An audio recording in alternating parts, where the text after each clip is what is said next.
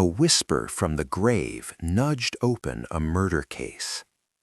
On January 23, 1897, in Greenbrier County, West Virginia, Zona Heaster Shue was found dead.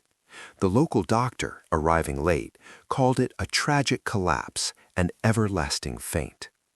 Neighbors murmured their sympathies and then fell silent. But one detail felt wrong. A stiff, high-collared scarf at Zona's neck, carefully arranged to prop up her head as she lay in her coffin. The story, however, refused to be buried with her. For 4 consecutive nights, Zona's mother, Mary Jane Heaster, was awakened. In the cold stillness of her farmhouse, she claimed to see the shimmering form of her daughter. The apparition spoke, its voice steady, describing a final, violent argument with her husband. It told of his rage, of his hands on her throat, and of a slow, brutal turn of her head until the vertebra snapped. At dawn, Mary Jane went to the prosecutor.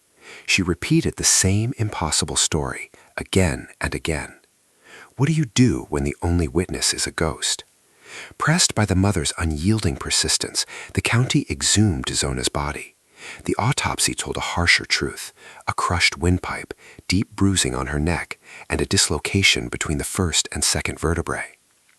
In the spring, a ghost story crossed a courthouse threshold, and the law did not slam the door. Mary Jane Heaster took the stand, her voice calm as she recounted her daughter's spectral visits.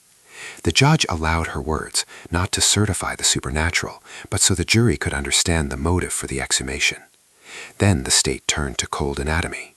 The defense scoffed, calling it superstition with shoes on, yet the physical injuries perfectly matched the ghost's account. Jurors also heard of the husband's violent temper and the way doors closed behind his young wife and stayed shut. Did a specter sway them, or did the autopsy lay out the only path to the truth?